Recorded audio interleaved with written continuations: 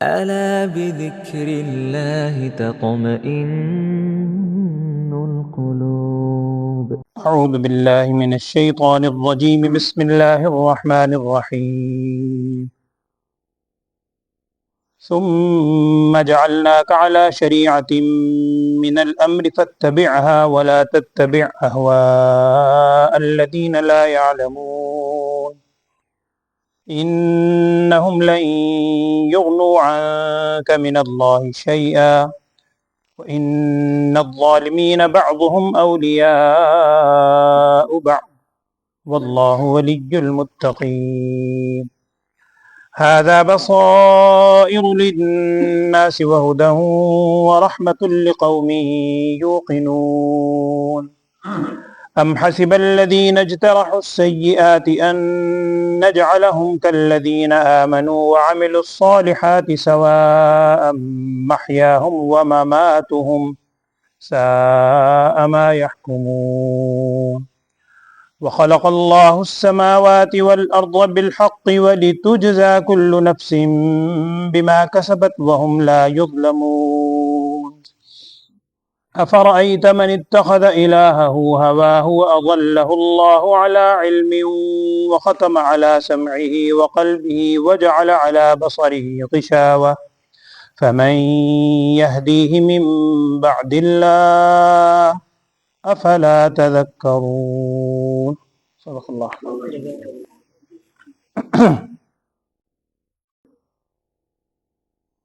بسم الله الرحمن الرحيم.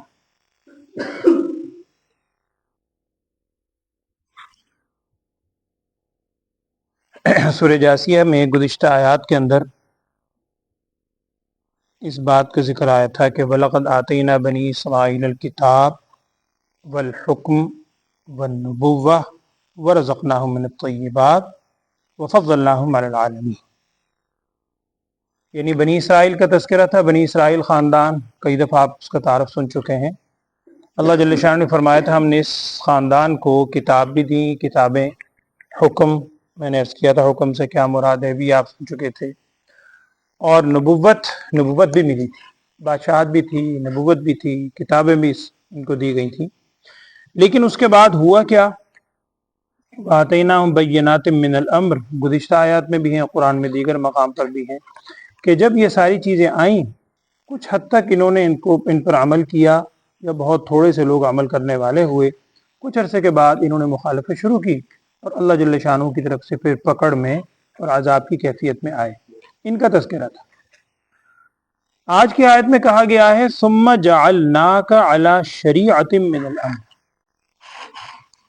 پھر ہم نے آپ کو دی ایک واضح شریعت، واضح راستہ دین کے معاملے میں. یعنی بنی اسرائیل نے انکار کر دیا، نہیں مانے، یہاں تک کہ بنی اسرائیل سے یہ نبوت نکل کر بنی اسماعیل کے اندر آئی اور رسول اکبر صلی اللہ علیہ وسلم کی ذات مقدسہ کو نبوت کے طور پر سرفراز کیا گیا. اور ایسی نبوت جو تمام انبیاء سے بڑھ کر خاتم النبیین اشرف الانبیاء صلی اللہ علیہ وسلم. تو یہ کہا جا رہا ہے کہ ہم نے آپ کو بھی ایک شریعت، واضح راستہ دیا دین کے معاملے میں، آپ اس کی پیروی کیجئے اور ان لوگوں کی خواہشات کی پیروی نہ کریں جو علم نہیں رکھتے. قرآن کی یہ آیت بھی اور اس سے ملتی جلتی اسی مضمون کی آیات پہلے بھی آپ کے سامنے آ چکی ہیں. وہاں بھی یہ بات ہمارے سامنے آئی کہ مفسرین نے، اہل علم نے اس بات کی وضاحت کی ہے کہ اگرچہ خطاب رسول صلی اللہ علیہ وسلم کو ہے کہ آپ ان کی خواہشات کی پیروی نہ کیجیے، لیکن ظاہری بات ہے آپ صلی اللہ علیہ وسلم کے حوالے سے کوئی انسان تصور بھی نہیں کر سکتا. تو نبی صلی اللہ علیہ وسلم کو کہہ کر اصل میں امت کو سنانا مقصد ہے. یعنی ہمیں چوکنا ہونا چاہیے جب رسول صلی اللہ علیہ وسلم جیسی ذات مقدسہ ان کے حوالے سے یہ کہا گیا ہے. اگلی آیت میں بھی تفصیل ہے کہ اگر آپ نے بھی پیروی کی تو ہوگا کیا؟ اللہ تعالیٰ کے مقابلے میں آپ کی کوئی کفایت کرنے والا نہیں ہوگا. اور اللہ تعالیٰ ایسوں کو دوست بھی نہیں ہوتا. اللہ تو دوست بنتا ہے کہ ان کا متقین کا، واللہ ولی المتقین. تو جب رسول صلی اللہ علیہ وسلم کو یہ حکم ہے تو عام لوگوں کا تو پھر کیا پوچھنا. ہمیں اس حوالے سے انسان کو ہر وقت سوچ رکھنی چاہیے کہ اگر انسان نے خواہشات کی پیروی کی، آج ہی وہ آیت آ رہی ہے، تو پھر اس کا نتیجہ کیا ہوتا ہے. ایک تو یہ بات. دوسرا یہاں آج الفاظ آئے ہیں ثم جعلناک علی شریعت من الامر. شریعت جسے ہم اردو میں بولتے ہیں. دیکھیں ایک لفظ ہوتا ہے دین، ایک لفظ ہم لفظ بولتے ہیں مذہب، اور ایک یہ لفظ ہے شریعت. ایک لفظ ملت بھی آتا ہے، وہ بھی قرآن میں ہے، ملت ابراہیم حنیفہ، ملت ابیکم ابراہیم، ملت محمدی بھی ہم کہہ سکتے ہیں صلی اللہ علیہ وسلم. مذہب جو لفظ بولا جاتا ہے نا عربی زبان میں، مذہب اصل میں ظرف کا صیغہ ہے عربی گرامر کے اندر اگر آپ دیکھیں، جس کا مطلب ہوتا ہے چلنے کی جگہ، جس جگہ پر چلا جائے، چلنے کا راستہ کہہ لیں، راستے پر چلتے ہیں لوگ تو مذہب چلنے کا راستہ. شریعت بھی اسی معنی میں ہے، لیکن شریعت کا معنی صرف راستہ نہیں ہوتا بلکہ بہت واضح راستہ. شریعت کہتے ہیں ایسا راستہ جو بہت واضح، دین کے معاملے میں بہت واضح راستہ جس میں ہر چیز بالکل صاف بیان کر دی جائے، اس واضح راستے کو کہتے ہیں شریعت. مذہب بھی راستے کے معنی میں. دین کا ایک لفظ ہم بہت استعمال کرتے ہیں، دین پیروی کو بھی کہتے ہیں، اطاعت کو بھی کہا جاتا ہے، اور دین کا ایک معاملہ یہ راستے کے حوالے سے بھی آتا ہے. لیکن اہل علم میں اس میں تھوڑا سا فرق کیا ہے، وہ میں عرض کر دیتا ہوں. وہ یہ ہے کہ دین تو حضرت آدم علیہ السلام سے لے کر اور رسول صلی اللہ علیہ وسلم کی ذات مقدسہ تک تمام انبیاء علیہ الصلوۃ والسلام میں دین تو ایک ہی تھا. ان الدین عند اللہ الاسلام، وہ تو قرآن نے بھی کہا، دین تو سب کے نزدیک وہی اسلام تھا. ہر نبی نے دین میں اصل میں ہوتی ہیں وہ بنیادی چیزیں، عقائد کے حوالے سے ہوں یا عبادات معاملات کے حوالے سے ہوں. مثال کے طور پر توحید ہے، رسالت ہے، آخرت ہے، فرشتوں پر ایمان ہے، جو بنیادی عقائد کی چیزیں ہیں وہ تمام انبیاء نے، پہلے بھی میں نے عرض کیا تھا، ہر نبی نے دعوت کسے دی؟ لا الہ الا اللہ.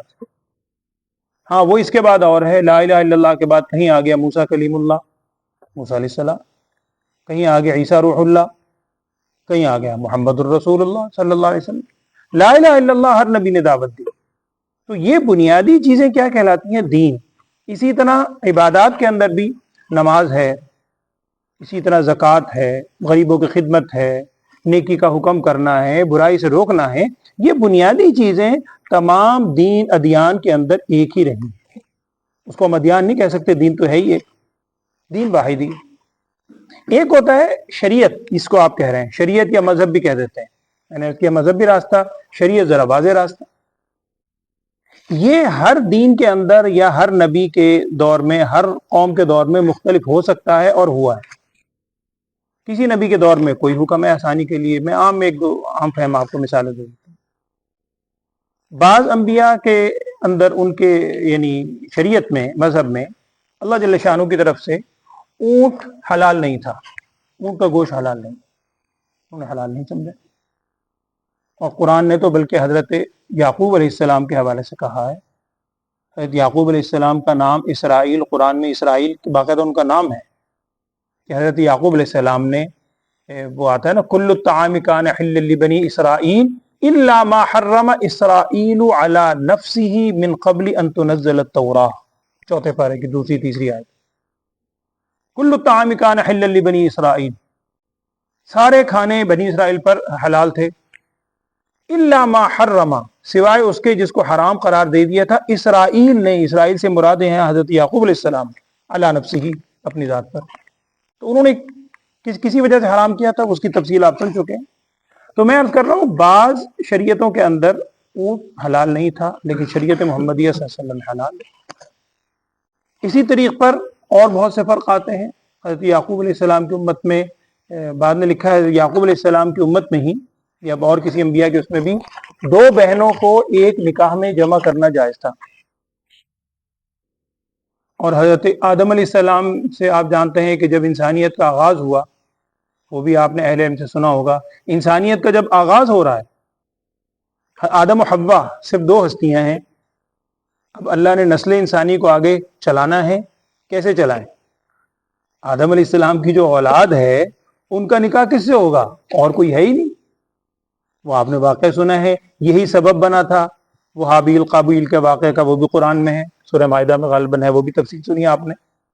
وَاتْلُ عَلَيْهِمْ نَبَأَ ابْنَيْ آدَمَ بِالْحَقِّ इस कर्रबा कुर्बान, वो भी यही था कि उस वक्त अल्लाह जल्ल शानो की तरफ से जब नस्ल इंसानी को आगे चलाना था, तो जब भी विलादत होती हजरत हव्वा अलैहिस्सलाम को, तो हमेशा जुड़वा बच्चे की विलादत होती थी, ट्विंस, और उनमें भी एक लड़का और एक लड़की।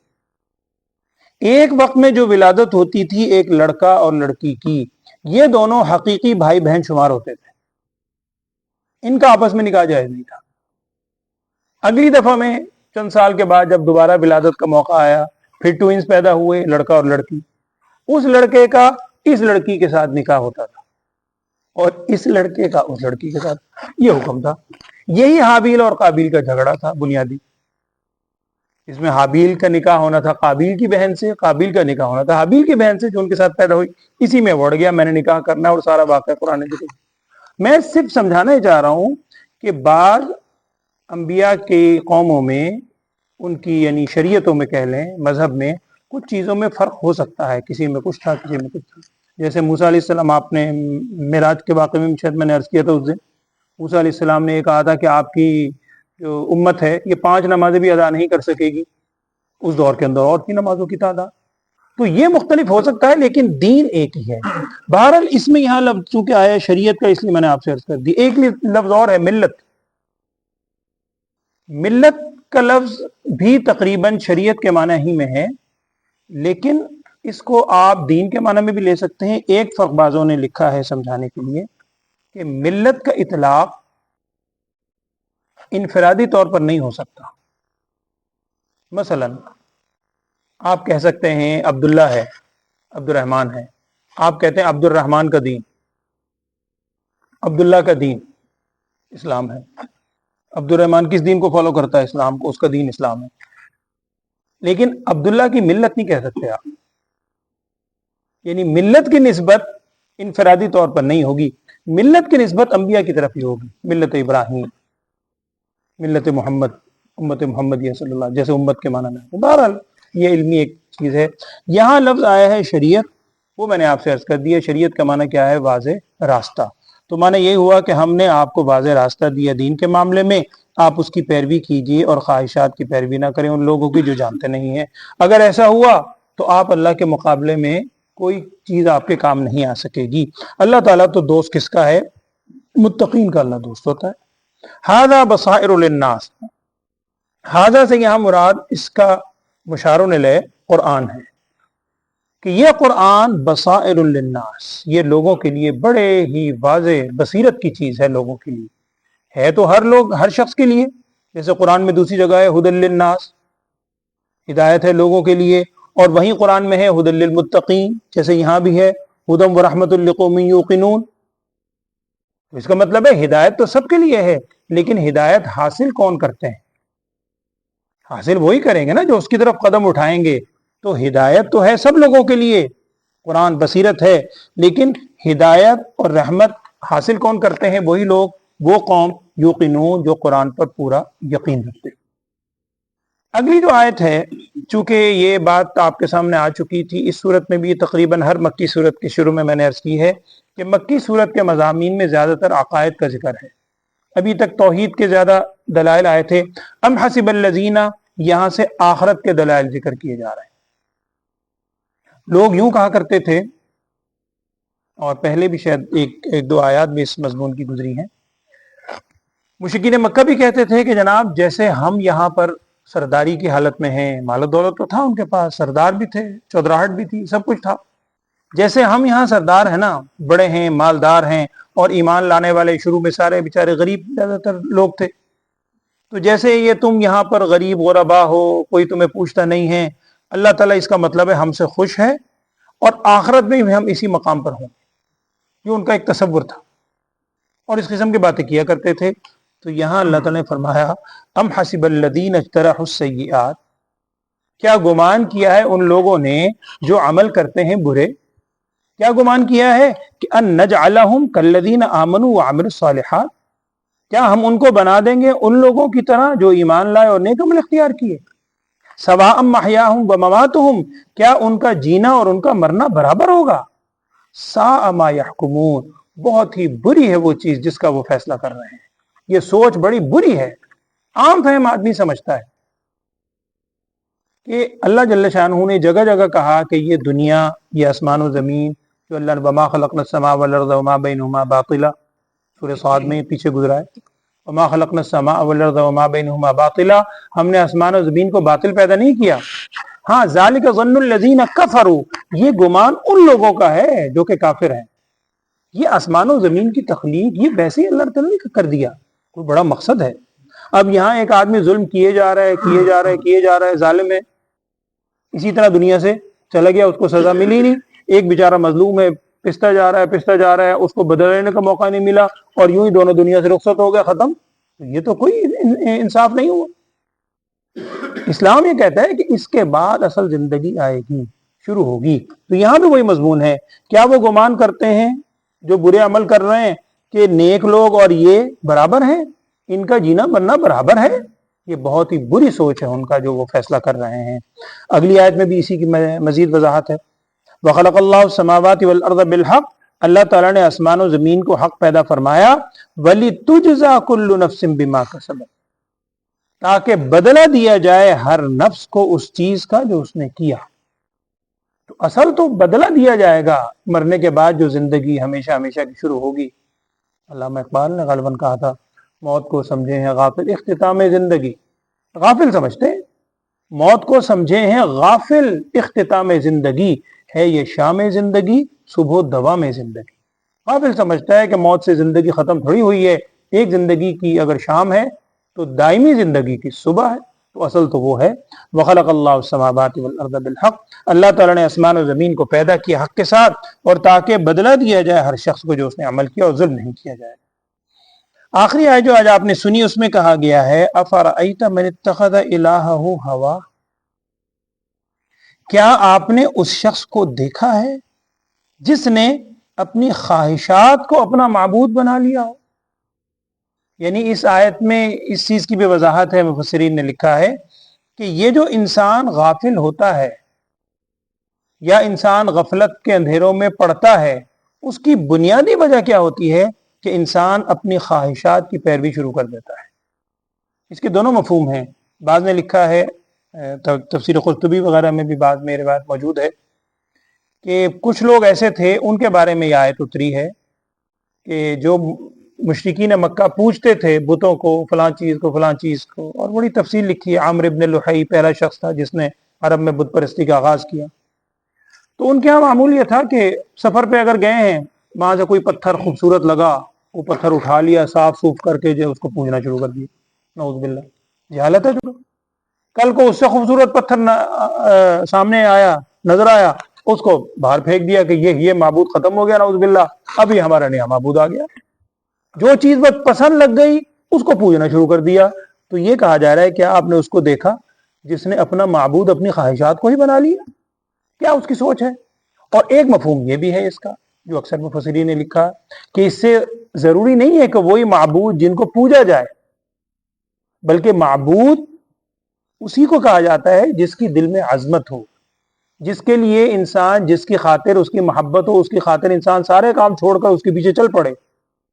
تو یہ انسان اب خواہش، اگر انسان کے دل میں برائی کی خواہش، گناہ کی خواہش، کوئی بھی خواہش اس درجے تک آ جائے کہ حلال حرام کی تمیز چھوڑ دے، اللہ کے حکم کو پائمال کر دے، تو ظاہری بات ہے ہم یہ کہیں گے کہ گویا اس نے اپنی خواہشات کو مقدم رکھ لیا، اور دوسرے لفظوں میں خواہشات کو معبود ہی بنا لیا، نعوذ باللہ۔ تو کیا آپ نے اس شخص کو دیکھا ہے جس نے اپنی خواہشات کو معبود بنا لیا؟ وَأَضَلَّهُ اللَّهُ عَلَىٰ عِلْمٍ وَخَتَمَ عَلَىٰ سَمْعِهِ وَقَلْبِهِ وَجَعَلَ عَلَىٰ بَصَرِهِ غِشَاوَةً، بالکل شروع میں سورہ بقرہ کے آغاز میں بھی اسی نوعیت کے الفاظ ہیں، ختم اللہ علی قلوبہم وعلی سمعہم وعلی ابصارہم غشاوہ۔ یہاں یہی ہے کہ کیا آپ نے اس کو دیکھا؟ اچھا، اس شخص کے بارے میں کیا یہاں الفاظ ہیں؟ وَأَضَلَّهُ اللَّهُ عَلَىٰ عِلْمٍ، لفظی معنی تو یہی ہے کہ اللہ نے اس کو گمراہ کر دیا، علی علم، باوجود علم کے۔ اس کے بھی دونوں مفہوم مفسرین نے بیان کیے ہیں۔ ایک مفہوم تو یہ ہے کہ اللہ جل شانہ کے علم میں انسان کے دنیا میں آنے سے پہلے ہے، بلکہ کائنات کے تخلیق ہونے سے پہلے ہی، یہی تو اللہ کی علیم قدرت ہے، اللہ تعالیٰ ہر چیز کو جانتا ہے۔ تو اللہ تعالیٰ کے علم میں ہے کہ یہ یعنی عمل کے اعتبار سے اس درجے پر جائے گا، تو اللہ جل شانہ اس کے لیے گمراہی مقدر کر دی، اور اس کے کانوں پہ مہر لگ گئی، دل پہ مہر لگ گئی، یہ مفہوم بھی ہو سکتا ہے. اور ایک مفہوم مفسرین نے اکثر نے لکھا ہے وَأَضَلَّهُ اللَّهُ عَلَىٰ عِلْمٍ، یعنی اللہ نے اس پر مہر لگائی ہے، اس کو گمراہ کیا. کیوں؟ باوجود اس کے کہ اسے علم تھا. یعنی وہ جو گمراہ ہوا ہے کسی غلطی کی وجہ سے نہیں ہوا، غلط فہمی کی وجہ سے نہیں ہوا. جانتا تھا کہ یہ درست ہے، جانتا ہے یہ غلط ہے، جانتا ہے یہ گناہ ہے، لیکن اس جاننے کے باوجود، علم کے باوجود جب ادھر چلتا ہے تو پھر ٹھیک ہے، اللہ تعالیٰ کی طرف سے بھی یہی مقدر ہے. قرآن میں دوسری جگہ بھی ہے، سورہ نساء کے اندر غالب ہے وَمَن يُشَاقِقِ الرَّسُولَ مِن بَعْدِ مَا تَبَيَّنَ لَهُ الْهُدَىٰ وَيَتَّبِعْ غَيْرَ سَبِيلِ الْمُؤْمِنِينَ نُوَلِّهِ مَا تَوَلَّىٰ وَنُصْلِهِ جَهَنَّمَ. وَمَن يُشَاقِقِ الرَّسُولَ مِن بَعْدِ مَا تَبَيَّنَ لَهُ الْهُدَىٰ، اور جو شخص اللہ اور اس کے رسول سے جھگڑا کرتا ہے اس کے بعد کہ اس کے لیے یعنی راستے واضح ہو گئے، نُوَلِّهِ مَا تَوَلَّىٰ، ہم اس کو وہیں پھیر دیتے ہیں جہاں وہ پھرنا چاہتا ہے. اور قرآن میں سورہ صاد میں بھی یہ الفاظ گزرے ہیں کہ اللہ تعالیٰ ہدایت کس کو دیتا ہے؟ یہدی الیہ من ینیب، یہدی الیہ من اناب، ہدایت اسی کو ملتی ہے جو اللہ کی طرف رجوع کرے. اور اگر وہ خود ہی جانتے بوجھتے چل پڑے تو پھر ٹھیک ہے، ختم علی سمعہ وقلبہ وجعل علی بصرہ غشاوہ. اب جب اللہ جل شانہ کی طرف سے اس کے لیے گمراہی مقدر ہو گئی تو فمن یہدیہ من بعد اللہ، اب اللہ کے بعد کون ایسی ذات ہے جو اسے ہدایت دے سکتی ہے؟ اب اسے ہدایت کہاں سے ملے گی؟ افلا تذکرون، کیا تم اس کو سمجھتے نہیں ہو؟ اتنی عام فہم بات کو بھی سمجھ نہیں رہے کہ جب اپنے اعمال کی وجہ سے اس نے خود اپنے کانوں پر، دل پر مہر لگوا لی گویا کہ جانتے بوجھتے، تو پھر اس کے بعد اسے ہدایت کیسے مل سکتی ہے؟ اللہ تعالی ہمیں بھی صحیح فہم عطا فرمائے اور دین پہ عمل کی توفیق دے. اللہ مان. ترجمہ پڑھیں. اعوذ باللہ من الشیطان الرجیم، بسم اللہ الرحمن الرحیم. ثم جعلناک علی شریعۃ من الامر، پھر ہم نے کر دیا آپ کو ایک واضح راستے پر دین کے معاملے میں. شریعت مانے واضح راستے پر. فاتبعها، آپ اس کی پیروی کیجئے. ولا تتبع اهواء الذین لا يعلمون، اور پیروی نہ کریں ان لوگوں کی خواہشات کی جو علم نہیں رکھتے. انہم لن یغنوا عنک من اللہ شیئا، بے شک وہ ہرگز کام نہ آ سکیں گے آپ کے اللہ کے مقابلے میں کچھ بھی. یعنی ان کی اگر آپ پیروی کریں گے ایسوں کی تو وہ آپ کو اللہ کے مقابلے میں کچھ کام نہیں آ سکے. وَإِنَّ الظَّالِمِينَ بَعْضُهُمْ أَوْلِيَاءُ بَعْضٍ، اور بے شک ایسے ظالموں کی کیفیت کیا ہے؟ بَعْضُهُمْ أَوْلِيَاءُ بَعْضٍ، وہ تو ایک دوسرے کے آپس میں ہی دوست ہیں. وَاللَّهُ وَلِيُّ الْمُتَّقِينَ، اور اللہ تعالیٰ متقین کا دوست ہے. هَذَا بَصَائِرُ لِلنَّاسِ، یہ قرآن ایک واضح بصیرت ہے لوگوں کے لیے. وَهُدًى وَرَحْمَةٌ لِقَوْمٍ يُوقِنُونَ، اور ہدایت اور رحمت ہے اس قوم کے لیے جو کہ یقین رکھتی ہے، کیونکہ فائدہ وہی اٹھاتے ہیں. ام حسب الذین اجترحوا السیئات، کیا گمان کیا ہے ان لوگوں نے جنہوں نے عمل کیے ہیں برے. دیکھیں اجترح، جوارح، آپ نے ایک لفظ سنا ہوگا، جوارح کہتے ہیں انسان کے جو اعضاء ہیں، چونکہ اعضاء سے بھی انسان کام کرتا ہے، عمل کرتا ہے، اسی لیے اجترحوا کا معنی بھی اسی مادے سے ہے، اجترحوا عمل. کیا گمان کیا ان لوگوں نے جنہوں نے عمل کیے ہیں برے، کیا گمان کیا ہے؟ ان نجعلہم کالذین آمنوا وعملوا الصالحات، کہ ہم انہیں کر دیں گے ان لوگوں کی طرح جو ایمان لائے اور نیک عمل کیے. کیا ہم ان کو ان جیسا کر دیں گے، ایک ہی جیسا؟ سواء محیاہم ومماتہم، کیا ان کا جینا اور مرنا برابر ہوگا؟ ایک طرف ایمان والے اور ایک طرف اللہ تعالیٰ کے نافرمان. ساء ما یحکمون، بہت برا ہے وہ فیصلہ جو انہوں نے کیا ہے. وخلق اللہ السماوات والارض بالحق، اللہ تعالیٰ نے آسمان و زمین کو پیدا کیا حق کے ساتھ. وَلِتُجْزَى كُلُّ نَفْسٍ بِمَا كَسَبَتْ، اور تاکہ بدلہ دیا جائے ہر شخص کو اس چیز کا جو اس نے عمل کیا. وَهُمْ لَا يُظْلَمُونَ، اور ان پر ظلم نہیں کیا جائے گا.